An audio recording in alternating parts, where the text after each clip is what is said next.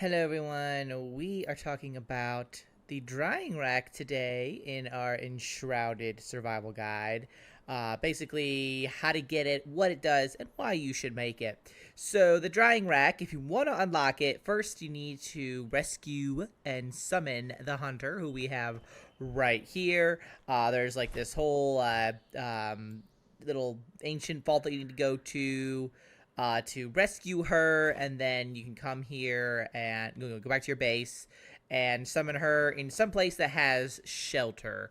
So I built like this little hut for her. You can do however involved you want to be, whether that's just like putting everybody in just a square house or giving them each their own little place to live. That's your choice. But basically, once you have summoned her and you talk to her, you get the recipe for the drying rack unlocked. Now to make this, you'll need 10 logs and 6 string, which we have. So we're gonna go ahead and just craft it, and then we're gonna put this for me anyway. Again, you can put it wherever you like, but we're gonna put it outside. I'm trying to make like this little gardening area for her, so we'll just go and put it right up here against the wall. I think would be a good spot for it. There we go. Now, what does this guy do? So we have different recipes in here. We can make dried purple berries, dried fur, and then I imagine, as we continue on and advance in the game, more recipes will show up here, especially since this game is still in early access.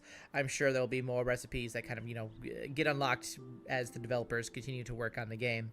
One of the more important, I think, items, though, is the dried fur, because you can use dried fur to make better items. For example, you're going to need it to make the scout armor that she has, which is, for those who are, I guess, kind of melee or like melee ranged or like ranged magic. That type of armor is pretty suitable for you, I would say. It is geared more towards like rangers and those using bows and arrows and whatnot. But it's a pretty good armor. It's definitely a step up above just your standard fur armor. So it might be worth making for those who have an interest in that type of play style, I'd say. So you can make dried fur in it. Obviously, to make that, you'll need 1 animal fur and 3 salts per dried fur.